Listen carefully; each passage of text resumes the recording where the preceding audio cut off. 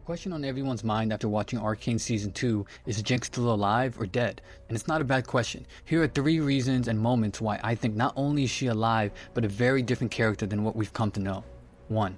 Her hallucinations of Silco in jail. Jinx turns herself in after seeing Aisha sacrifice herself and is at her lowest she's ever been in the series, which is saying something. Her hallucinations of Silco is kind of the embodiment of Jinx's subconscious, and how killing is a cycle, and how people build and cling to their self-made prisons as their identities. He finishes off the monologue by saying, Jinx, I think the cycle only ends when you find the will to walk away. This perspective really speaks to her, as she's never really thought of it as a possibility before, and that echoes in Jinx's mind and has a significant impact on the rest of her character arc. She always lost playing the game of life, if you will, but by choosing not to play, although you can't win, you can't lose either. And at this point, I think she just needed some time to where she's not constantly losing and getting dealt a bad hand. This also plays into Victor and Jinx's only exchange in the series, back at the commune. You have much to offer this commune, Powder. Build instead of destroy. I'll stick with what I know. Jinx is initially against trying things she's unfamiliar with, but we can slowly see her being more open-minded to other ways of thinking. 2. Echo. After escaping prison, Jinx assumes the breaking of the cycle can only be achieved with her own death, because she believes she is the Jinx that has caused the death of her friends and family. She realizes Vi will always come back for her, and she doesn't believe she's deserving of this kind of devotion, because she thinks there are no good versions of her. So she goes to the last drop and tries to escape her doubt and misfortunes through taking her own life. Luckily, Echo manages to convince her to reconsider, and I think it's important to recognize the different approaches both Vi and Echo go about trying to convince Jinx of anything. Vi would often reminisce about the past and how things used to be, early on still calling her Powder and making callbacks to things in their childhood.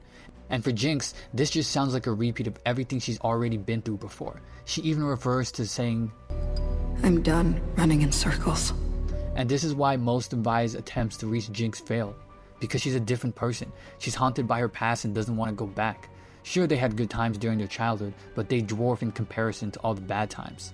Echo, on the other hand, doesn't make promises or call back to the past, but instead to the future, where she'd no longer be running in circles of what was and what is, but instead of what could be, which is fitting for Echo as someone with the ability to time travel.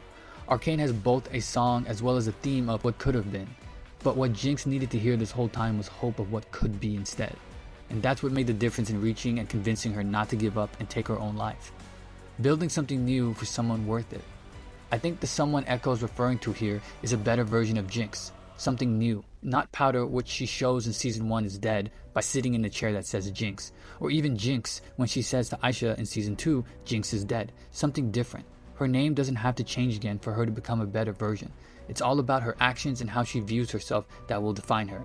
Also, he believes in the better version of Jinx because he's actually seen it, sent to a different universe. He would know better than anyone that it actually exists. I personally think her better version is a mix between Jinx and Powder. 3. Vi.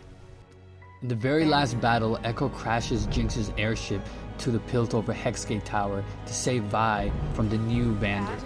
When they rise from the rubble, this scene with Vi happens. Sis, I'm always with you, even when we're worlds apart. The line to focus on here is, even when we're worlds apart. Now you could say this implies the world of the living and the arcane heaven equivalent, meaning she'll always be watching over her even if she passes away, but I think it's more likely referring to Jinx's accepting that this is the last time she'll probably see Vi for a very long time.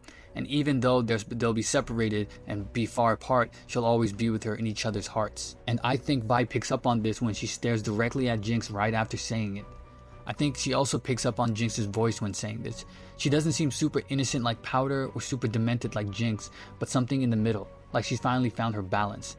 She sounds healed, or rather, she sounds like she has finally started to heal. And this continues into the very last scene we see of Jinx, saying to Vi, Always with you, sis.